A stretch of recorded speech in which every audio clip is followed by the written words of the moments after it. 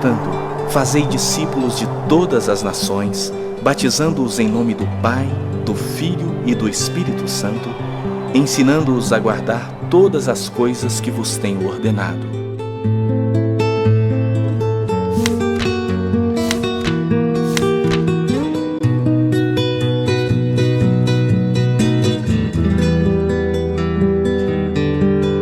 Culto em ação de graças, por mais um ano do grupo de louvor, Gênesis. Com a ministração da palavra, pelo pastor Rony. Tema da palavra: Paulo e a Igreja dos Tessalonicenses. Ó Pai, que neste momento, Deus, Tu possa, ó Deus, como tem feito, Deus, cada vez que Ele vem a este lugar, usá-lo, Senhor, como canal, como ministro da Tua palavra, Deus, falando, ó Deus, aos nossos corações, Senhor, trazendo aquilo, ó Deus, que verdadeiramente o Senhor tem e quer para a Sua igreja, Senhor, em nome de Jesus, Senhor, que a Tua vontade e o Teu querer, ó Pai, seja realizado na vida do Teu servo, abençoando cada um de nós, em nome de Jesus. Amém. Glória a Deus. Meus irmãos, graça e paz do Senhor Jesus, amém? Obrigado pelas orações, obrigado pelo convite, pela confiança do pastor Germano. Sou muito grato a Deus por estar aqui mais uma vez. E gostaria de convidar você nessa noite a abrir a sua Bíblia, ou acessar aí pelo seu smartphone, não sei. Na primeira carta de Paulo aos Tessalonicenses, capítulo 2.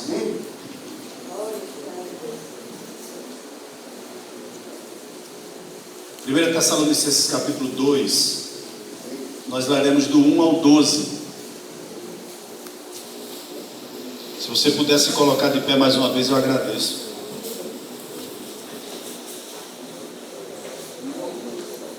Do 1 ao 12.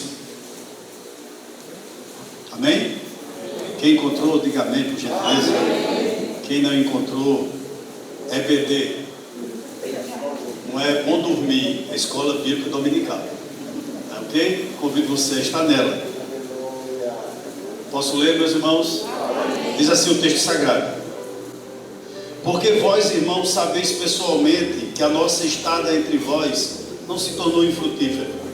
Mas apesar de maltratados e ultrajados em Filipos, como é do vosso conhecimento, tivemos ousada confiança em nosso Deus para vos anunciar o Evangelho de Deus em meio a muita luta.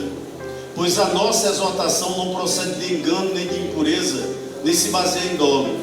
Pelo contrário, visto que fomos aprovados por Deus, a ponto de nos confiar a Ele o Evangelho, assim falamos, não para que agrademos a homens, e sim a Deus que prova o nosso coração. A verdade é que nunca usamos de linguagem de bajulação, como sabeis, nem de intuitos gananciosos. Deus disto é testemunha. Também jamais andamos buscando glória de homens, nem de vós, nem de outros. Embora pudéssemos, como enviados de Cristo, exigir de vós a nossa manutenção, todavia nos tornamos carinhosos entre vós, qual ama que acaricia os próprios filhos. Verso 8. Assim querendo-vos muito, estávamos prontos a oferecer-vos não somente o Evangelho de Deus, mas igualmente a própria vida, por isso que vos tornastes muito amados de nós. Porque vos recordais, irmãos, do nosso labor e fadiga, e de como noite e dia labutando, para não vivermos à custa de nenhum de vós, vos proclamamos o Evangelho de Deus. Verso 10. Vós e Deus sois testemunhas, do modo porque piedosa, justa e irrepreensivelmente procedemos em relação a vós outros, que credes.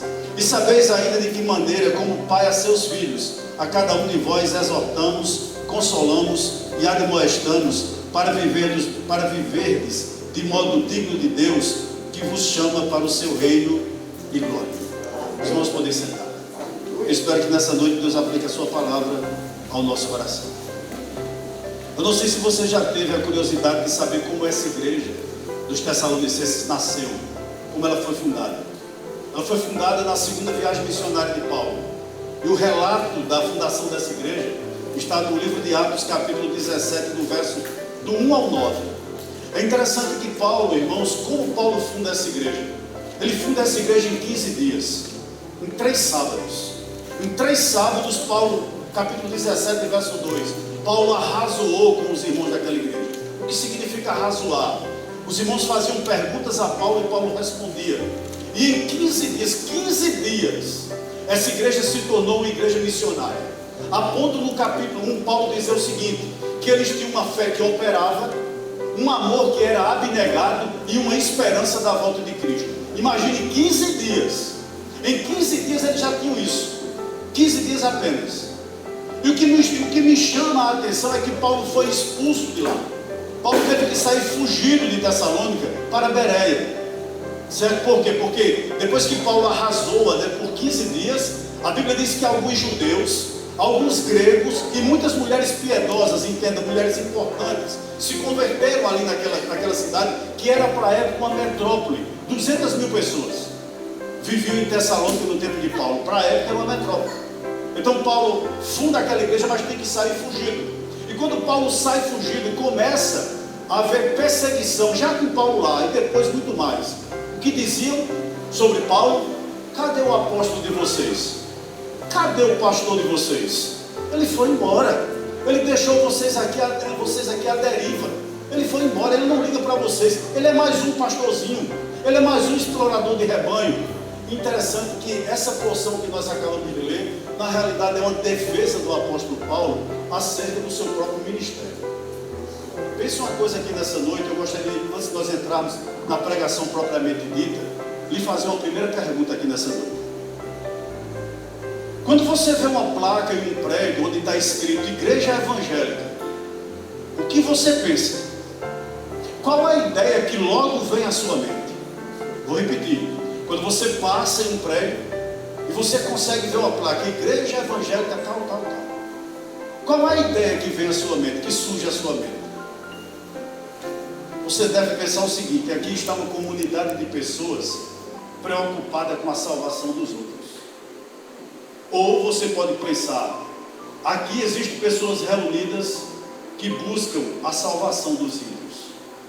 É essa a ideia que nós temos quando a gente vê uma placa.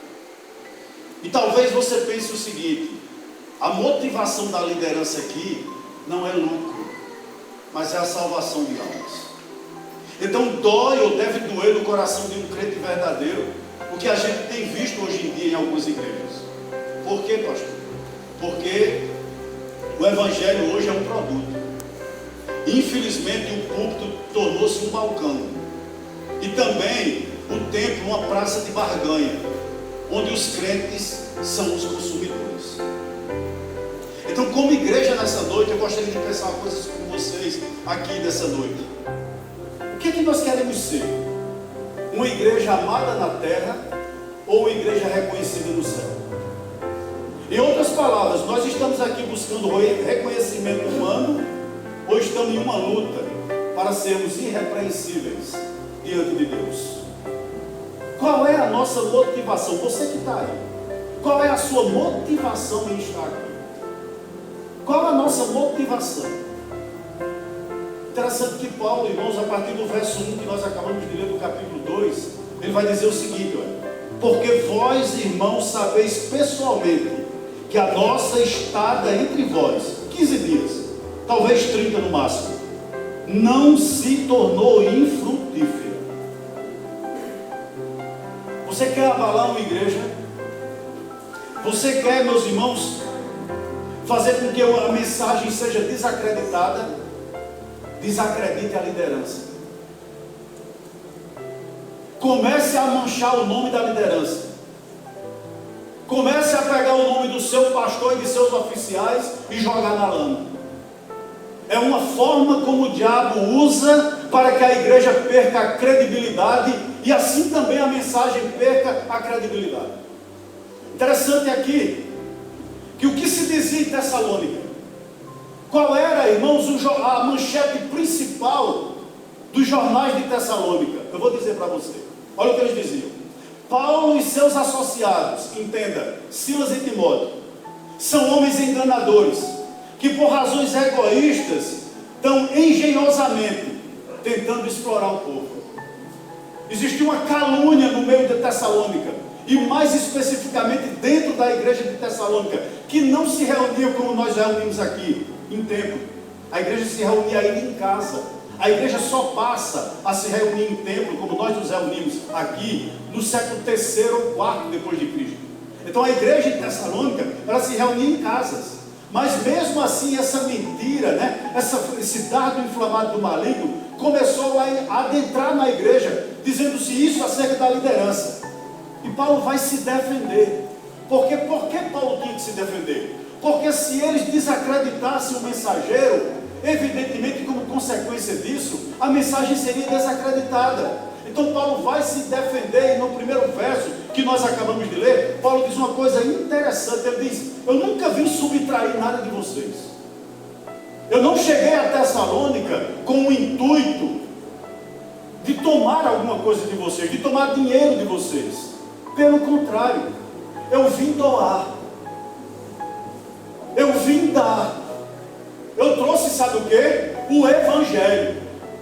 Por favor, tem crente que esconde e esquece a Bíblia na igreja, né? Vai para casa, deixa essas coisas. Deixa o Evangelho, a Bíblia dele na igreja. Aí só serve, não tem nada não, domingo eu pego. Na verdade, ei, isso é um tesouro. Paulo está dizendo: sabe o que eu trouxe para vocês? A palavra de Deus. Na verdade, o Evangelho de Deus. Você vai lá em Atos capítulo 17, verso 5. Paulo pregou o quê? Paulo pregou Cristo, a sua vida, o seu ministério, né? Exatamente, o seu reino, a sua ressurreição, a sua vinda. Então Paulo disse: eu trouxe um tesouro para vocês. E evidentemente, olha, isso trouxe resultados em Tessalônica. A Bíblia diz no capítulo 1, verso 9, que eles abandonaram os ídolos, sabe, para servir ao Deus verdadeiro. Eu tenho algo para lhe dizer aqui nessa noite, como primeira aplicação para a nossa vida nessa noite. Nada pode mudar teu cônjuge incrédulo, perdão. Nada pode mudar o teu filho rebelde. Você pode colocar em um lugar, em uma escola melhor, você pode colocá-lo para morar num bairro melhor, mas a única solução para os incrédulos da nossa casa, dos nossos vizinhos, é o Evangelho. Então você e eu, assim como Paulo, nós temos um tesouro. Um tesouro. Eu não vim subtrair nada, Paulo está dizendo. Pelo contrário, eu vim doar. Eu vim dar a vocês. Em outras palavras, Paulo está dizendo o seguinte: ei, eu não vim aqui de mãos vazias. Paulo vai dizer o seguinte: eu trouxe o dinamis de Deus, o poder de Deus. Está lá no capítulo 1. Sabe? Enquanto ele pregava, o Espírito Santo era derramado sobre a igreja, e as pessoas rompiam com o passado. Versículo 2. Verso 2. Olha o que ele diz: mas apesar de maltratados e ultrajados em Filipos, como é do vosso conhecimento, tivemos ousada confiança em nosso Deus, para vos anunciar o Evangelho de Deus em meio a muita luta. Qual era a acusação sobre eles? Que eles eram enganadores, que eles estavam em Tessalônica visando evidentemente dinheiro, o dinheiro dos tessalonicenses. Então Paulo relembra aos tessalonicenses em carta, né, o seguinte: disse: vocês estão lembrados o que aconteceu comigo em Filipos? Como eu e Silas tivemos as nossas roupas espoliadas em praça pública. O que é que Paulo está dizendo? Nós ficamos nus em praça pública. Nós fomos para a cadeia. Tivemos os pés amarrados em um tronco. Fomos chicoteados. Irmãos, o que é que ele está dizendo aqui? Você acha que se nós fôssemos enganadores, não teria um modo melhor ou mais fácil da gente ganhar a vida? Será, Paulo dizendo a eles, que eu não tinha capacidade, por exemplo, de dar aula numa sinagoga? Será que eu não tinha outra forma de ganhar a vida? Mas não. Talvez se fosse eu ou você, imagine você, em plena praça pública em Campina Grande, por pregar o Evangelho, você ter suas roupas espoliadas, tiradas. Depois que colocasse um tronco, onde suas pernas eram totalmente retorcidas, depois de ser chicoteado, será que você se levantava dali e ia para outro lugar pregar o Evangelho? Talvez você tirasse férias. Talvez você dissesse o seguinte: Deus não é comigo, porque eu nunca vi tanto sofrimento. Na verdade, talvez nós fôssemos para um hospital de trauma e começássemos a reclamar de Deus porque não tínhamos um plano de saúde que pudesse nos conduzir a Santa Clara. Mas Paulo não fez isso. Após esse acontecimento terrível na vida deles, ele sai de Filipos, viaja 160 quilômetros até Tessalônica e vai para lá fazer o quê? Pregar o Evangelho. Deixa eu fazer uma pergunta aqui nessa noite. Será que não teria nenhuma forma mais fácil se Paulo fosse um enganador? Alguns apóstolos que tem aí na televisão, né? Dele ganhar a vida. Interessante que um escritor chamado John Jowett, em seu livro Pregador, Sua Vida e Sua Obra, ele diz o seguinte: ele diz que vocação é quando todas as outras portas estão abertas, mas você só anseia em entrar pela porta do ministério. Ele diz que vocação são algemas invisíveis. O que ele está dizendo aqui? Que o pastor ele não é um voluntário, mas ele é um chamado. O seu ministério não é procurado, é recebido. Eu tenho muito medo de gente que vive brigando por oportunidade. Nós não precisamos disso.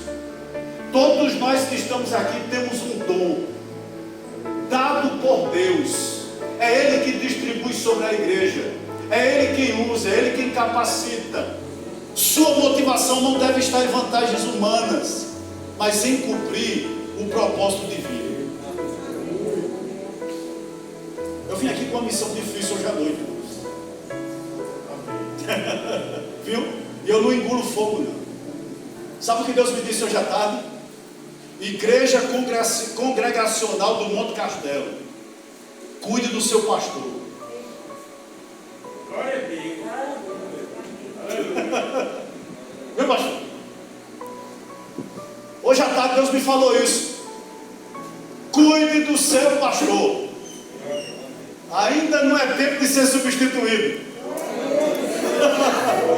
Eu não fico com uma missão muito fácil. Digo, meu Deus, o que é que eu vou pregar isso aí? E é o que Ele mandou dizer, meu irmão. É o que Deus mandou me dizer. A confiança de Paulo estava em Deus. Seu compromisso era em levar a mensagem. Louvado seja Deus. E um pastor, ele não é um desocupado. O pastor, sabe o que eu comparo um pastor? A um garimpeiro. Meu sogro tem um pequeno sítio no Rio Grande do Norte. E interessante, eu não sei se você já viu os garimpeiros como eles trabalham. Eles cavam um buraco e vão a cada dia mais aprofundando aquele buraco até 14, 15, 20 metros. Sabe por quê? Porque aquelas pedras que estão na superfície, elas não têm muito valor. Eles têm que descer mais alto, mais baixo, até na profundeza, para pegar alguma coisa de valor. Isso é o pastor. O pastor é um estudioso. Eu recebi um vídeo essa semana do irmão da igreja que disse o seguinte: que um determinado pastor estava na praia tirando 15 dias de férias. E aí chega um irmão e diz: pastor, em plena segunda-feira o senhor na praia? Eu quero lhe dizer uma coisa, pastor: o diabo não tira férias. E o pastor disse: é verdade. Ele mandou o mensageiro dele aqui falar comigo. Essa é a grande realidade, né? Então, o que é que Paulo está dizendo aqui? Ele está dizendo: olha, Deus me chamou para isso, né? Deus me chamou. Eu não sou um espertalhão, eu não sou um mercenário, eu não sou. Porque se eu fosse, eu teria arrumado uma coisa melhor para fazer, ou bem mais fácil. Mas apesar do que nós passamos em Filipos, eu estou aqui para pregar o Evangelho para vocês. Verso 3. Olha que coisa maravilhosa ele diz no verso 3. Pois a nossa exortação não procede de engano, nem de impureza, nem se baseia em quê? Nem se baseia em dolo. O que ele estava dizendo? Isso é muito, irmão, isso é muito sério. Paulo está dizendo que a exortação dele, o que é a exortação? O apelo dele. Paulo chama a pregação do Evangelho de exortação. Em outras palavras, o apelo que ele fazia através do Evangelho. O que significa isso? Paulo disse o seguinte: olha, enquanto eu estive aí, eu convidei vocês, eu apelei para vocês, para que vocês abandonassem as trevas e viessem para Cristo, e viessem para a luz. Isso é muito importante para nós. Por quê? Porque não havia contradição no que destilava dos lábios de Paulo com o que estava dentro do seu coração. Você é pastoreado? Dê glória a Deus. A mensagem para a sua família aqui: agradeça a Deus todo dia. Há pessoas que lhe acobertam de oração, amém. Há pessoas que oram por você, que intercedem por você. Sabe o que é interceder? É estar entre dois mundos. Interceder é ouvir os clamores da terra, mas ao mesmo tempo ouvir, receber e compartilhar os recursos do céu. Isso é interceder. E Paulo está dizendo: a nossa exortação aqui, ou seja, o meu chamamento para vocês aqui, foi para que vocês, glória a Deus, saíssem das trevas e viessem para a luz. Que coisa maravilhosa. Olha, vocês são privilegiados. Vocês têm um pastor, vocês têm um grupo de jovem muito bonito. Tem exceções, né, irmãos? Mas eu não vou dizer quais são, mas no geral é brincadeira minha. Você tem um grupo de oficiais, você tem um grupo de louvor, você tem um lugar para se reunir. Vocês têm aqui mulheres de oração. Tudo isso é apelo que Deus faz para que a gente abandone as trevas e venha para a luz. E no verso 3 ele continua: pois a nossa exortação não procede de engano. Ou seja, Paulo diz: eu não criei o Evangelho. O Evangelho não é um produto da minha mente, irmãos, é isso aí. O Evangelho é um produto do céu. Nenhuma mente prodigiosa tinha capacidade de produzir o Evangelho. Posso lhe fazer uma pergunta? Toda religião, exceto o cristianismo, quer abrir o céu da terra, é ou não é? Vamos para o Espiritismo. Como você é salvo do Espiritismo? Entre outras coisas, por boas obras. É o homem tentando abrir o céu a partir da terra. Vá para o catolicismo romano. Se você é católico apostólico romano, eu lhe respeito. Mas entre tantas doutrinas heréticas que tem, existe a intercessão dos santos. Ou, por exemplo, outra doutrina, purgatório, outra doutrina herética, que uma pessoa pode estar no purgatório e, devido à realização de várias missas, essa pessoa pode migrar do purgatório para o céu. Isso é engano. Mas aí nós colocamos o que? Nós colocamos, os católicos colocam a fé deles em alguma coisa que pode ser na terra. Vá para os mormons. Os mormons acreditam que o macaquitozinho que eles andam debaixo daquela indumentária os protege do mal. Você sabia disso? E que é possível o batismo dos mortos, entre outras heresias. Vá para os testemunhos de Jeová. No céu deles só cabe 144 mil, é apertado demais. Eu não quero ir para lá não. É ou não é? Todas essas religiões tentam o que? Abrir o céu a partir da terra. O cristianismo é diferente. Ele abre o céu e vem até a terra se apresentar a ti e te buscar. Aí Paulo disse: isso não é engano. Ou seja, eu não criei isso. Isso veio do céu e Deus me revelou. Ou seja, eu e você éramos perdidos, vivíamos sem Deus no mundo. Alguém pregou o Evangelho, nossos olhos foram abertos, as escamas dos nossos olhos saíram, o véu do nosso coração saiu, você se converteu, se nasceu de novo. O que é que vai acontecer com você? Você é candidato a morar no céu. Pronto. Aí você diz: pastor, isso é muito bom para ser verdade. Mas é verdade. Todas as vezes que o Evangelho é pregado, você tem que chegar a essa conclusão: é muito bom para ser verdade. Por isso que são boas novas. Uma mulher chegou ali numa igreja com 2 filhos pré-adolescentes. Aí chegou para o pastor e disse: pastor, eu gostei do tempo, gostei da mensagem, gostei do louvor. Agora eu quero lhe fazer uma pergunta: o que essa igreja tem para esses meus 2 filhos adolescentes? O pastor disse: o evangelho. E é suficiente. E é verdade. Paulo disse que a nossa exortação não procede de engano, nem de que também? Nem de impureza. Impureza aqui, irmãos, é impureza moral. Preste atenção no que eu vou dizer aqui, é importante. O mundo nos dias de Paulo era repleto de sofistas, de filósofos, de pregadores itinerantes. O que esse povo fazia? Esse povo ia de praça em praça. Por exemplo, ia em Tessalônica, ia em Colossenses, ia em Filipenses, ia em Corinto. O que faziam esses pregadores, esses sofistas?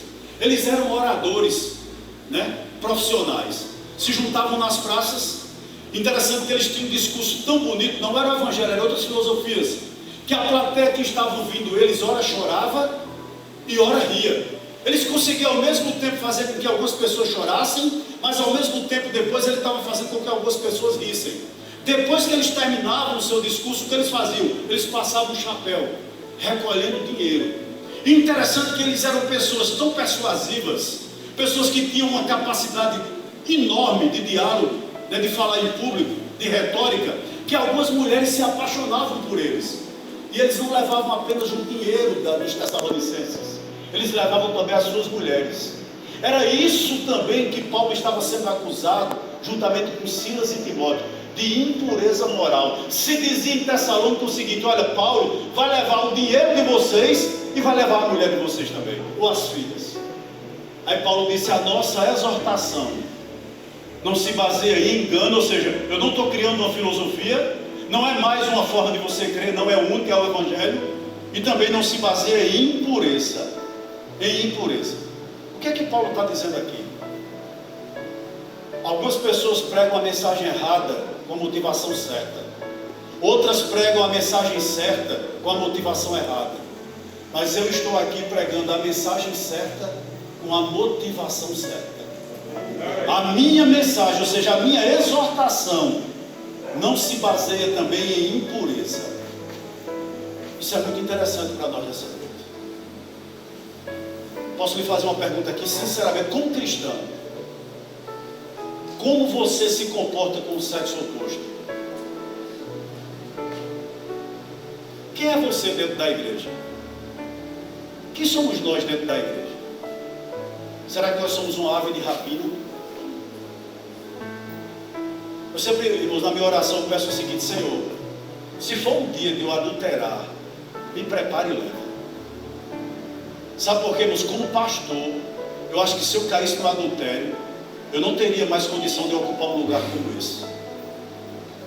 Eu não estou dizendo que é um pecado imperdoável, entenda, é perdoável. Contudo, eu não creio que uma liderança que cai em adultério, ela possa retornar ao culto. Não. E vou lhe explicar por que no exemplo. Imagine que na sua casa você tem uma xícara belíssima de porcelana. E você só usa aquela xícara para um convidado especial. Quando chega aquele convidado especial, você coloca café para aquela pessoa naquela xícara. Só aquela pessoa bebe naquela xícara. E de repente você quebra aquela louça tão preciosa para você. E você vai e remenda. Ela fica cheia de remendo, mas ainda serve para colocar café. Você daria essa xícara remendada para o seu convidado especial beber? Eu duvido. Assim também é um pastor que cai em imoralidade, em impureza sexual. Ele pode até retornar, ele vai ser pastor o resto da vida, mas ficar à frente do rebanho não tem condição. É minha opinião. Portanto, nessa noite, deixa eu lhe dizer uma coisa aqui. Cuidado com o que você vê em celular. Cuidado onde você navega. Sabe qual é o grande problema da igreja hoje? Envolvimento com pornografia. É crente recebendo vídeo pornográfico e compartilhando em sites pornográficos. E homens casados, mulheres casadas. Paulo está dizendo aqui que o evangelho que ele pregou lá não se baseava em engano, nem tampouco em impureza. Ele estava dizendo: eu nunca fui um devasso. Nós estamos baixando a guarda, irmãos. Interessante. Deixa eu dizer uma coisa aqui para você. Minha esposa era muito extrovertida. E todo sábado eu estou ali na Feira Grande fazendo feira. E a gente foi, estava ali no lugar, ela olhou umas bananas do rapaz, aí disse: quanto é a banana? O rapaz de surpresa, ela disse, eu comprou algumas palmas, né? Aí o rapaz disse: amém, Jesus. Quando disse amém, Jesus, ela comprou as bananas do camarada tudinho. Aí quando só banana, eu vou comer banana a semana toda. Aí ela disse: olha, se sobrar alguma coisa no finalzinho, a gente vem comprar. E o cara: amém, Jesus, glória, glória, amém, Jesus, amém. A gente foi fazer, fez a feira. Quando terminou, sobrou R$5. Para onde a gente foi? Para a banca de amém, Jesus. Quando a gente chega em amém, Jesus, aí ela disse: cadê o rapaz que estava aqui? O camarada disse: peraí que eu vou chamar ele fora de tomar uma.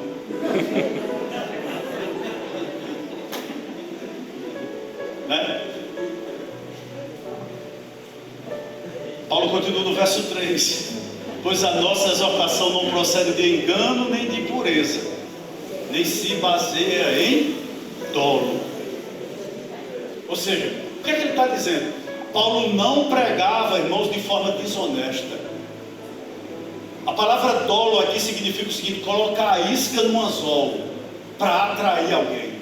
Paulo disse não.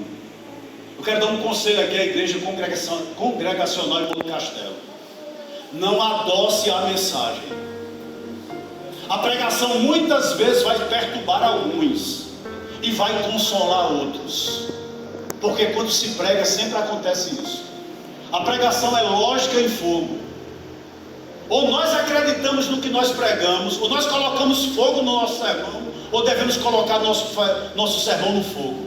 Se nosso sermão não vale para nós, ele não valerá para ninguém. Essa é a grande realidade. O que Paulo está dizendo aqui é o seguinte: olha, em outras palavras, eu não prego, irmãos, jogando armadilha. Sabe o que eu quero dizer a você? Eu tenho simplesmente o evangelho para pregar para vocês. A igreja que não consegue adorar, ela precisa ser entretida. Sabia disso? Quando a igreja ela tem muita atração e ela despreza o momento da pregação da palavra, é porque ela não sabe adorar. E é um desrespeito quando o sermão está sendo pregado e nós não estamos prestando atenção. É um desrespeito para com Deus quando a palavra está sendo exposta e você simplesmente não dá ouvido. Sabe por que você está dizendo? Deus não está falando. Paulo está dizendo aqui uma coisa interessante: a nossa exortação não procede de engano, nem de impureza, nem se baseia em dolo. Não. Verso 4: pelo contrário, visto que fomos aprovados por Deus a ponto de nos confiar a Ele o Evangelho, assim falamos, não para que agrademos a homem, e sim a Deus, que prova o nosso coração. Aleluia. O que é que ele está dizendo aqui? Ele está dizendo aqui uma coisa muito interessante. Ele diz o seguinte: eu tenho revelação, mas eu também tenho aprovação. Deus me confiou o Evangelho, mas Deus também me aprovou. Em outras palavras, ele está dizendo: eu tenho um conteúdo glorioso, mas eu também tenho uma vida piedosa. Irmãos, em Marcos 3,14, não precisa abrir. A palavra de Deus diz o seguinte: que Jesus designou 12 para estarem com Ele e para os enviar a pregar. Posso dar um conselho aqui ao jovem que quer ministério? Posso dar um conselho aqui a você que quer pregar? Posso dar um conselho aqui que você quer vir do ministério de pastor? Posso lhe dar um conselho aqui a você que faz grupo familiar? Posso lhe dar um conselho aqui a você que lidera jovens, que lidera o louvor, que lidera senhoras? Eu tenho um conselho para lhe dar aqui baseado no verso 4. A maior prioridade de uma pessoa, de um crente, não é fazer a obra de Deus, mas ter comunhão com Deus da obra. O que é que eu estou querendo dizer aqui com base no verso 4? Deus está muito mais interessado do que nós somos, do que no que nós fazemos. Houve uma confraternização em teatro aqui na cidade. Uma solenidade. E foi dada a oportunidade a um jovem da voz belíssima de recitar o Salmo 23. Aquele jovem recitou o Salmo 23 de forma esplêndida. E ao terminar de recitar o Salmo 23, ele foi aplaudido de pé. A solenidade se desenrolou. E no final da solenidade tinha um senhor de 90 anos na primeira fila, crente. E chamaram aquele senhor para terminar aquela solenidade recitando o mesmo salmo. Aquele senhorzinho ainda com andar trôpego, foi preciso ser ajudado para chegar até o púlpito. E no púlpito ele pegou o microfone e recitou o Salmo 23. Ninguém aplaudiu. Sabe por quê? Porque todos estavam de joelhos chorando. E uma pessoa perguntou, a pessoa que estava ao mestre de cerimônia, qual a diferença do jovem que recitou aquele salmo para o senhor, se o salmo era o mesmo. O jovem recitou o Salmo 23, o senhor falou também o Salmo 23. Qual a diferença entre eles dois? E o mestre de cerimônia disse o seguinte: o jovem que falou primeiro conhecia o salmo. Esse senhor que falou depois conhecia o autor do salmo. É isso que Paulo está dizendo aqui no verso 4. Visto que fomos o quê? Aprovados por Deus, a ponto de nos confiar o Evangelho. Assim falamos não para que agrademos a homens, e sim a Deus, que prova o nosso coração. Nenhum pregador tem, irmãos, digamos assim, nenhum pregador ele possui o livre-arbítrio, eu vou usar esse termo, é a palavra que me vem à mente, para ser mal educado com o seu auditório. Jamais. Eu não posso ser. Mas eu tenho que ser fiel à mensagem. Sabe por quê? Porque Deus não tem compromisso com o mensageiro. Deus tem compromisso com a sua mensagem. Eu posso lhe dar outro conselho aqui nessa noite. Se um pregador não está expondo o que a Bíblia está dizendo, Deus não está falando.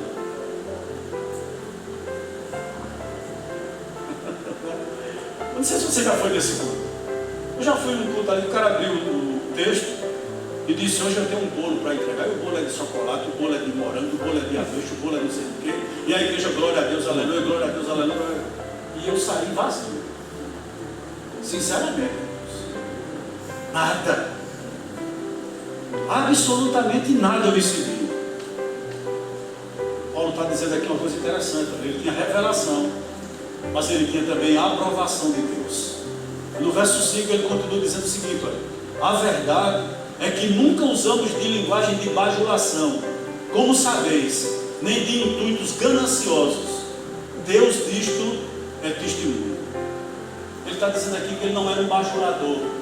No grego essa palavra é kolakeia, ou seja, é alguém que sente uma coisa, mas fala outra, com o intuito de obter elogios por lucro. Tenha cuidado com aquela pessoa que só lhe alisa. Tenha cuidado com pessoas que nunca lhe repreendem, mesmo você estando errado. Sabia disso? Quem zela por sua alma, quando você está errado, lhe repreende, lhe chama a atenção. Esses são seus amigos. São. Porque um bajulador, ele tem a voz macia como a manteiga, mas o coração dele é duro como uma pedra. Paulo diz: eu nunca fui um bajulador. Deus disso é testemunha. Ele chama Deus como testemunha. E diz também que não foi um mercenário, né? Ou seja, eu não estou aqui pregando, Paulo dizendo, a vocês para arrancar o dinheiro do bolso de vocês. Não, eu quero que vocês arranquem o coração de pedra e que Deus dê a vocês um coração de carne. Irmão, olha para a tua família, porque ela ainda está de pé.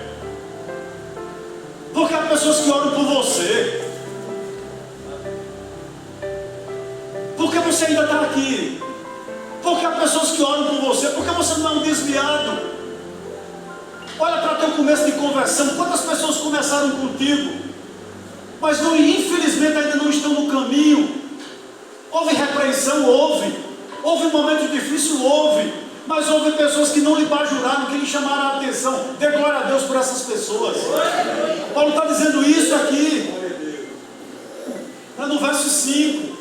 A verdade é que nunca usamos de linguagem de bajulação, como sabeis, nem de intuitos gananciosos. Deus diz, testemunha. Verso 6.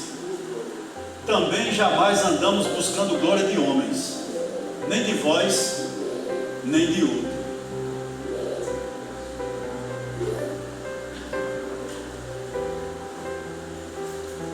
É interessante.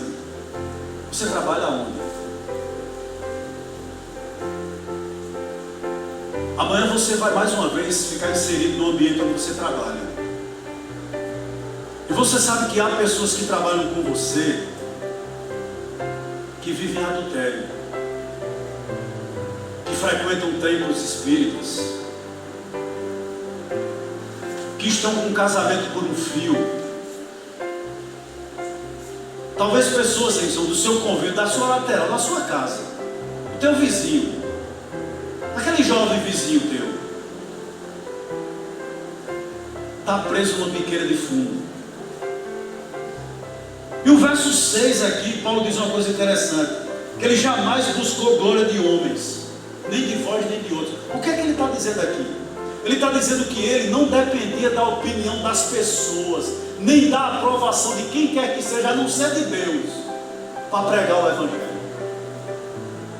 Talvez você trabalhe com alguém muito difícil, que você já tem dito, vou me afastar desse camarada porque é prostituto demais. Deus me mandou aqui nessa noite para dizer o seguinte a você que está aí: é seu campo missionário. Você talvez nunca tenha orado por ele, né? Deus colocou ele na tua repartição, colocou no teu horário, colocou de lado contigo, para você ganhar ele para Cristo. A tua coleguinha do grupinho de WhatsApp, que lhe incentiva a usar roupas obscenas, a sair da igreja. Às vezes você dá ouvido para ela, deveria ser o contrário. Ela é o campo missionário que Deus quer que você atue.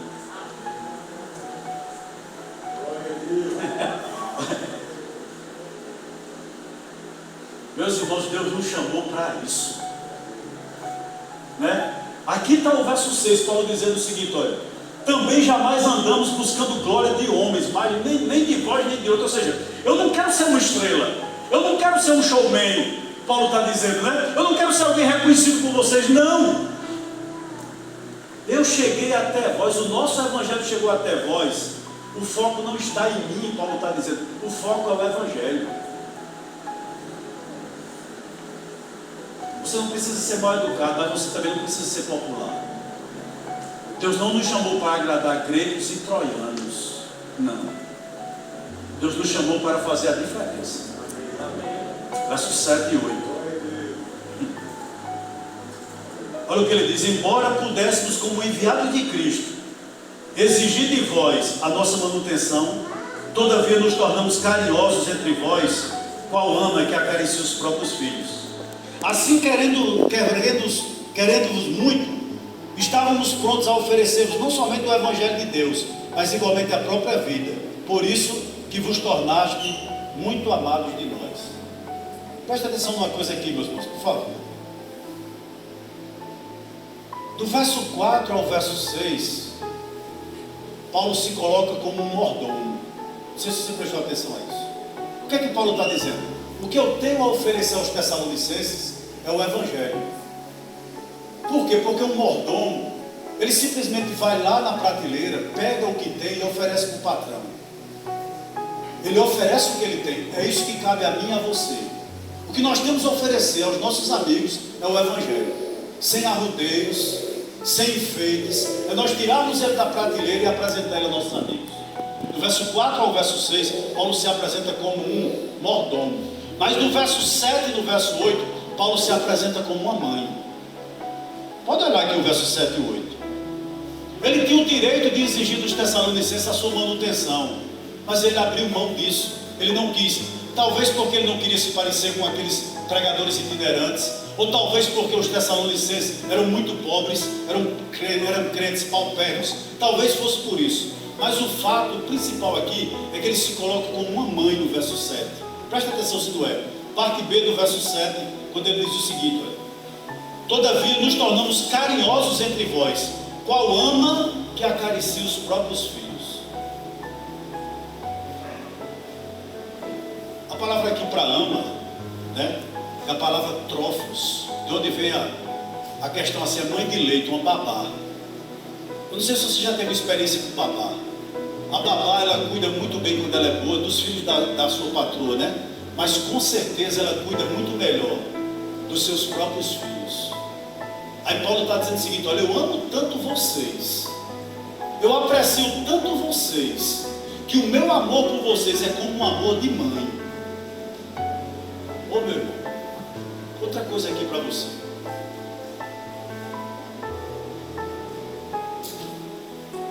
Valorize quem tem cuidado da sua alma. Valorize quem tem pregado, quem tem orado por vocês. Por quê? Porque Paulo está dizendo que um verdadeiro pastor, ele ama a igreja como uma mãe ama seus filhos. E quem é mãe sabe muito bem o que eu vou dizer aqui. Se uma mãe tiver apenas um pão, ela diz que não está com fome para dar o pão ao filho. Você me permite um parênteses aqui? No meu tempo de infância, interessante que a feira lá de casa só dava até a sexta. E sábado e domingo a gente não tinha muitas vezes o que comer. O que fazia minha mãe? Minha mãe ficava em casa comendo apenas bolacha, creme e crack com café. E me mandava para a casa de uma tia, para que eu escapasse. Eu vivi praticamente toda a minha infância assim. E por várias e várias vezes eu vi essa cena se repetir na minha casa. Quantas e quantas vezes minha mãe não entrava na minha casa chorando. Sabe por quê? Porque não tinha dinheiro para comprar meus cadernos. Eu estudei praticamente a minha infância inteira com blocos de folhas reutilizáveis, grampeadas. Ela fazia e me dava. E sempre me dizia o seguinte: para que você um dia seja alguém. Ela dormia com fome às vezes para que eu pudesse comer, né? Eu acho muito interessante, eu brinco muito com meus filhos. Hoje você chega na feira, maçã, uva, né? Todas essas coisas. Quem tem em torno de 50 anos aqui vai lembrar o que eu vou dizer. Você sabe o que é o kit "tô morrendo"? Era quando na rua lá de casa, a mãe de meus amigos entrava com 3 maçãs, um cacho de uva e uma guaraná champanhe. A pessoa perguntava logo: quem está doente lá na tua casa? Porque a gente só comia isso quando estava doente. Era ou não era? A realidade. Quando estava à beira da morte, com qualquer luxo muito bravo, se de um mordomo, né, a gente requer fidelidade, de uma mãe, a gente sabe que ela é generosa. Paulo diz: eu amo vocês. Eu quero dizer uma coisa aqui para vocês nessa noite. Igreja Congregacional do Monte Castelo,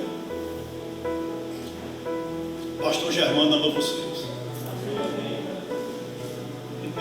Amém? Amém. Diga amém. Pode dizer amém. Existem mães irresponsáveis, né, que logo cedo começam a ensinar os filhos a fumarem, a usarem droga, né? Mas uma mãe responsável, ela se preocupa até com o que vai oferecer para o filho que está amamentando. Ela tem cuidado do que vai comer.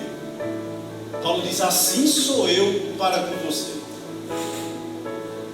A gente deve se alimentar da verdade, para que a gente não ofereça a vocês o farelo. Eu estou já terminando. Verso 9 ao 12.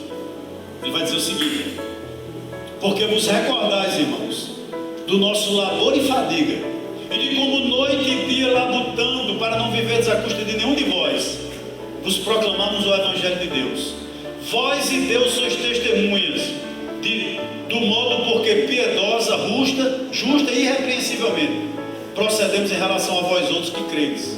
E sabei ainda de que maneira, como pai a seus filhos, a cada um de vós, exortamos, consolamos e admoestamos para viverdes por modo digno de Deus, que vos chama para o seu reino e para a sua glória.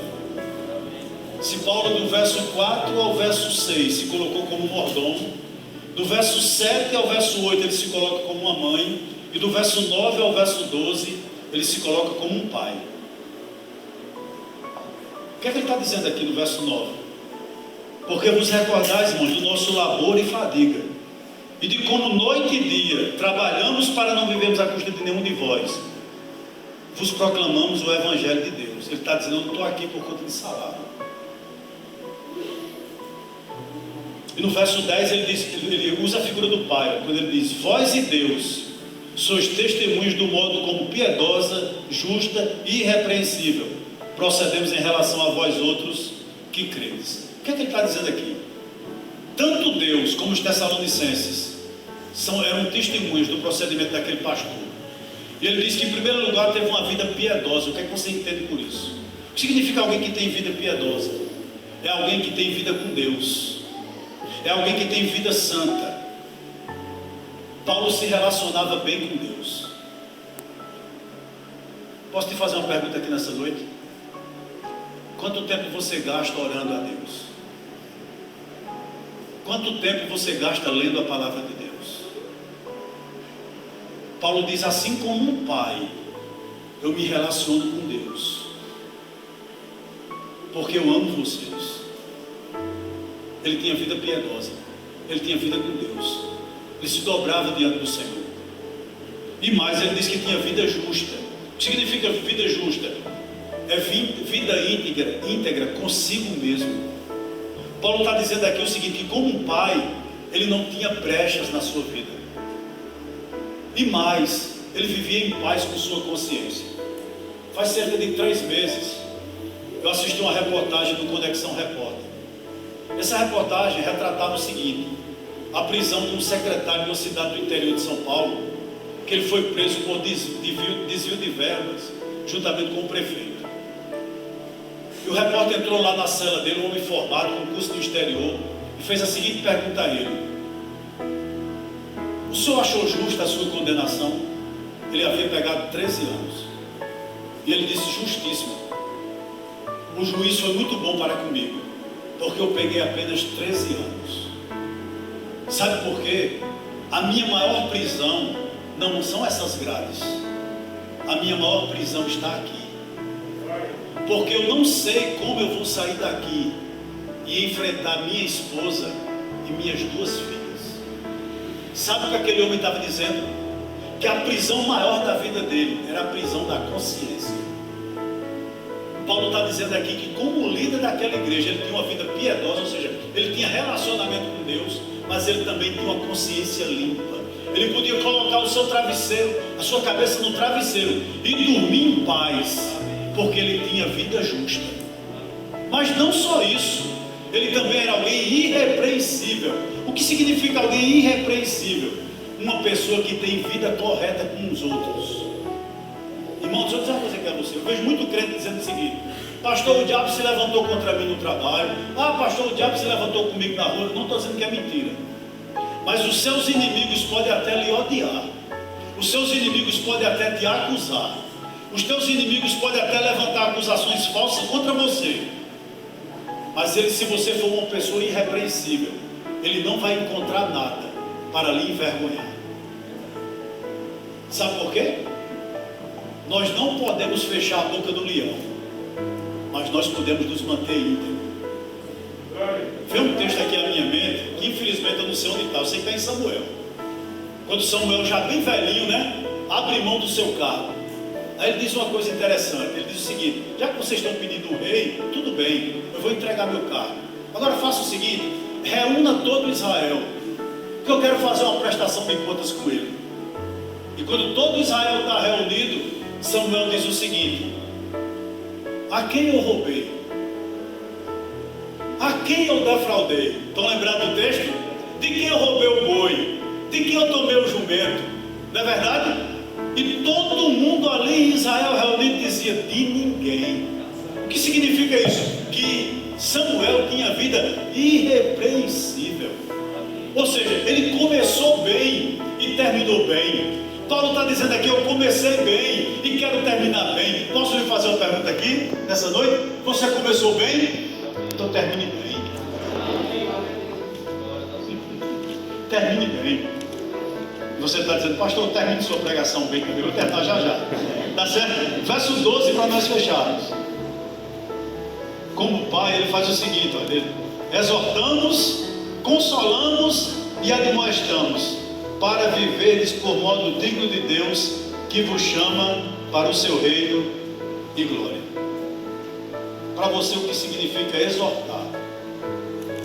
Significa estar ao lado para encorajar. Como um pai responsável, Paulo estava dizendo à igreja o seguinte, que ele conseguia equilibrar disciplina e encorajamento. Muitas vezes nós precisamos, irmãos, de firmeza, mas às vezes nós precisamos de doçura. Às vezes o pastor ele precisa ser firme, mas há momentos que o pastor tem que ser doce. É bem verdade que muitas vezes o pastor ele tem que equilibrar essas duas coisas, disciplina e encorajamento. Paulo disse, eu sempre fiz isso aqui, eu sempre exortei vocês, mas também consolei. Ou seja, a igreja não precisava apenas se sentir melhor, mas ele encorajava a igreja a fazer coisas melhores. Nós temos um grande desafio aí, meus irmãos. Olha, quando essa pandemia acabar, se é que vai acabar para o ano, eu não sei. Sabe qual é o desafio meu e seu que está aqui sentado? Evangelizar os de dentro. Porque muitas pessoas não voltarão. O primeiro desafio da igreja é consolar os que não querem voltar. Acho interessante, né? A feira está lotada de crente, o parque da criança é cheio de criança de crente, mas a gente não pode vir para a igreja. Parece que o vírus só está aqui. Né? As praias estão lotadas, tem crente que na campanha tirou foto com o candidato A, com o candidato B, com o candidato C, postou no Instagram, mas agora é a segunda onda. Eu não sei se aqui aconteceu isso, né? Aí Paulo diz que é necessário esse povo, sabe o quê? A gente consolar. Vai ser o desafio da igreja aqui. Ir atrás dos que não querem mais voltar. É o desafio da minha igreja também. Paulo diz, eu fiz isso, eu exortei, eu consolei e eu admoestei, ou seja, eu confrontei. O papel de um pai, né, assim como de um pastor também, não é agradar sempre o filho, mas prepará-lo para a vida. Nós como pastores, nós temos que discernir o que é desejo e o que é necessidade. Ele termina no verso 12 dizendo o seguinte, olha, para vivermos por modo digno de Deus, que vos chama para o seu reino e glória. Paulo está dizendo o seguinte, quando eu fiz isso, é uma coisa linda. Ele disse, eu coloquei os Tessalonicenses numa balança e coloquei a vida de Cristo do outro lado da balança. E a balança foi fiel. O que é viver do modo digno de Deus? É que o meu viver, o teu viver, tem que parecer com o de Cristo. Interessante que no capítulo 1 de Paulo, dos Tessalonicenses, Paulo diz no verso 7 que esses crentes aqui, eles se tornaram um modelo para toda a Macedônia e a Acaia. O que é que você aprende com isso? Se você chegasse para Paulo e dissesse, Paulo, eu tenho alguém para contratar na minha empresa. Você tem algum crente que me serve? Ele diz, tem. Aonde? Em Tessalônica. Se você tivesse um filho ou uma filha para casar e dissesse, Paulo, me indica uma igreja onde meu filho casaria bem, ou minha filha casaria bem, em que juventude eu posso inserir meu filho ou minha filha? Sabe o que Paulo dizia a você? Fala Tessalônica. Eles são um modelo, ou seja, eles são o tipo, eles são a cópia, eles são imitadores meu e de Cristo. Sabe por que aconteceu isso? Porque houve exortação, consolação, admoestação. Que Deus possa nessa noite aplicar a sua palavra ao seu coração. Amém? Eu agradeço a oportunidade. Amém. Vamos orar. O pastor Germano me autorizou aqui a orar por nós. Então fique de pé.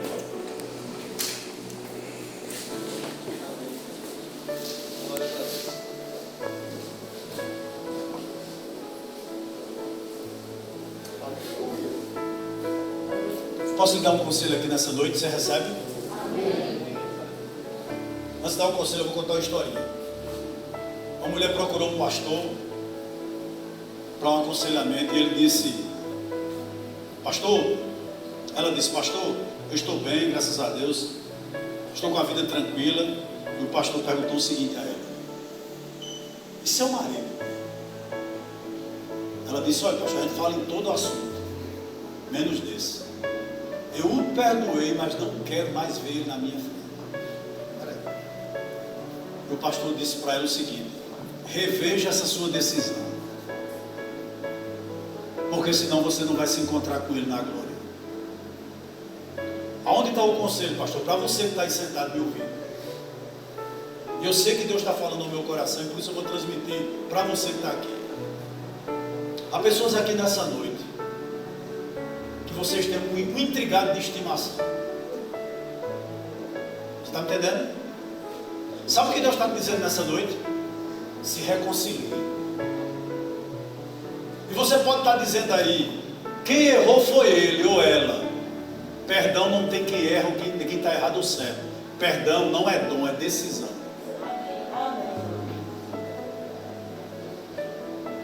Tá bom? Você pode ter aquela ideia: ah, pastor, quando Jesus voltar, a gente vai ser pego de surpresa. Vai não. Vai não. Vou orar já já, viu? Vamos para a parábola das 10 virgens. 5 era o quê? Prudente. Tinha o quê? Azeite da lamparina, né? E 5 era loucas honestas. Não tinha, né? Quem foi pega de surpresa? As loucas. As prudentes foram pegas de surpresa? Por quê? Porque estavam preparadas. A gente não sabe a hora, é verdade. A gente não sabe o momento, o dia, não sei. Tá certo? Mas quando Jesus voltar, você que está aí, Deus está falando com você, que tem aquele intrigadinho de estimação, sabe? Para onde você vai, você leva ele. Quando fala no nome dele, você se irrita, né? Fica bravo, não corta a conversa, não passa na rua que ele mora, não olha olho no olho nele. Se Jesus voltar, meu querido, aí você é pego de surpresa. Eu vou chamar você aqui à frente para não lhe constranger. Eu gostaria de orar por você. Amanhã, na primeira oportunidade, se reconcilie com ele. Tá joia? Eu vou orar por você, para Deus ter esse coraçãozinho de pé. Feche seus olhos. Senhor Deus, Pai eterno, a honra e a glória pertencem a Ti nessa noite, Senhor. Aqui está a Tua igreja, que se reúne aqui nessa noite. São homens e mulheres escolhidos por Ti, que são exortados, que são consolados, que são admoestados.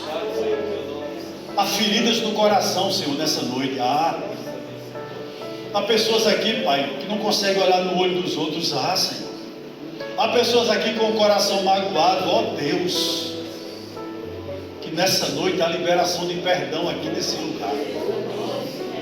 Deus, o Teu filho Germano não pastoreia essa igreja em vão. Não, Senhor. O Teu filho está aqui, Tu sabe como encontras o coração dele, Pai. Nessa noite trabalha no seio da Tua igreja. Ó Deus, no momento da Tua igreja, quantas mágoas, Senhor, quantos disse-me-disses, ó Deus, quantas calúnias, quantas coisas, Pai, que não glorificam o Teu nome. Mas Deus, eu Te peço nessa noite, que a Tua palavra mova o coração daquele que encontra-se aqui nessa noite ainda amargurado ou amargurada, e que amanhã, Senhor, quem sabe até hoje mesmo, essa pessoa tome essa decisão brilhante, que só crente toma, de perdoar. Faz isso nessa noite, Senhor. A minha oração nessa noite é só essa: gera no seio, no coração da igreja do Monte Castelo perdão, e que Teu nome, Senhor, seja glorificado aqui nesse lugar. Amém? Amém. Pode sentar, vou passar para o pastor Germano. E eu quero contar só um testemunho, pastor. Um minuto, por favor. Não toma mais da pregação não, viu? Só um testemunho aqui que eu quero dar aos irmãos. Eu tinha dito que mais nunca ia falar no 13 no público. Sabe por quê? Deixa eu dizer uma coisa aqui a você. fui pregar aqui, eu não vou dizer onde foi não, bem pertinho aqui no Santo Antônio. Aí na introdução da minha pregação eu disse: irmãos, o 13 é tão ruim que Jesus só tinha 12 apóstolos. Porque se tivesse 13 ia dar confusão, sabe? E eu disse isso e deixei, continuei a pregação. Aí tinha a igreja lotada, muita gente. Aí na primeira fila tinha um casal. E haja o cara chorar. Eu digo: rapaz, Deus está falando muito com esse homem. No final, todo mundo se despediu. Muita gente, eu esperei o pessoal sair, né? Quando eu saí, estava o cara chorando na porta. Aí eu fui lá, ele: rapaz, pastor. Eu digo: amém. E o que foi, irmão? O que houve? A irmã dele falou por ele. Era um irmão e irmã. A irmã disse: pastor, mas nunca fale nada do 13 não. Esse homem, desde que o senhor começou a pregar, está chorando porque o senhor não é 13 anos. Esse é doente mesmo, né? Obrigado. Quem é, pastor? Estou conosco de uma maneira linda, como ele se utiliza dos seus filhos, é muito interessante, pastor. No verso 4, eu gosto muito desse verso, e Paulo diz: por ser, irmão, aprovado por Deus. Deus confiou o Evangelho. Não é Evangelho, é uma mensagem qualquer, nada disso. Confiou algo que vai para a eternidade. Amém? Você é aprovado, né, pastor? Não é de qualquer maneira. Ele tinha convicção disso. Por ser aprovado por Deus, Deus confiou a ele a mensagem do Evangelho. E outra coisa boa, não sai daqui sem perdoar. Se você é crente, não saia, porque vai com você, né? Aquele peso. Solte, que o nome do Senhor seja glorificado. Eu agradeço de coração. Pastor Rony, continue exercendo o seu ministério com fidelidade para a glória de Deus. Meus irmãos, o presbítero Cícero falou sobre Jaquelina. Na Assembleia já realmente está o voto lá, registrado em ata. Amém, irmão? Registrado está lá, registrado na ata da Assembleia. O voto, que Deus continue abençoando a irmã Jaquelina com toda a família. No domingo é o culto da família, meus irmãos. E vamos ter um culto de ações de graças. Amém, irmão? Muito bom, né? Ações de graça é uma prova que os crentes, os irmãos, estão sendo abençoados e tem que oferecer o culto de ação de graça, né? O culto de ação de graça é a prova que está sendo abençoado. Deus abençoe a todos. Tenha uma semana grandemente abençoada para a glória de Jesus. Amém? Tanta coisa boa. Hoje, sinceramente, se eu não fosse um crente, palavra está aqui, ó. Precisamos disso aqui, né, irmão? Amém? Vamos ficar em pé para nós despedirmos. O pastor já orou e a gente vai despedir com uma bênção em nome de Jesus. Aleluia. Que maravilha, né, meu irmão? Deus cuide de nós. Amém.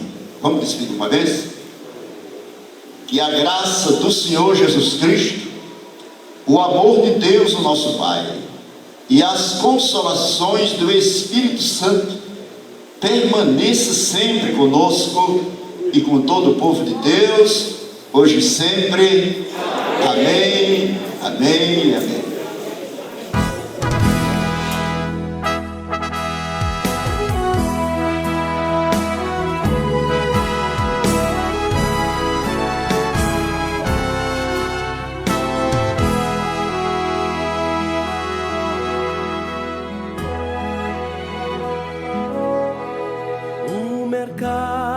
Está vazio, seu trabalho já parou, o martelo dos obreiros, seu barulho já cessou, os ceifeiros lá no campo terminaram seu labor, toda a terra está em suspense, é a volta do Senhor.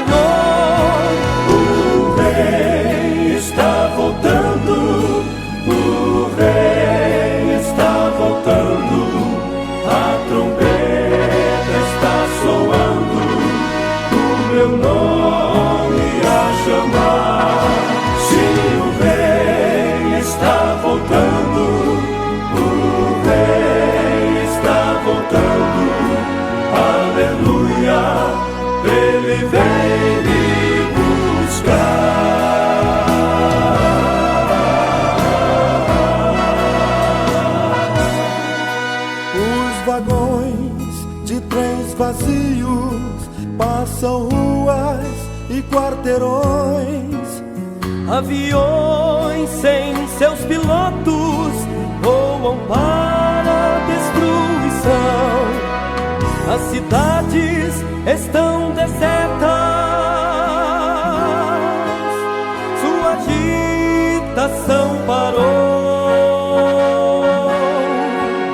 Sai a última notícia: Jesus Cristo já voltou. O Rei está voltando, o Rei está voltando, a trombeta está soando, o meu nome a chamar. Sim, o Rei está voltando, o Rei está voltando, aleluia, Ele vem me buscar.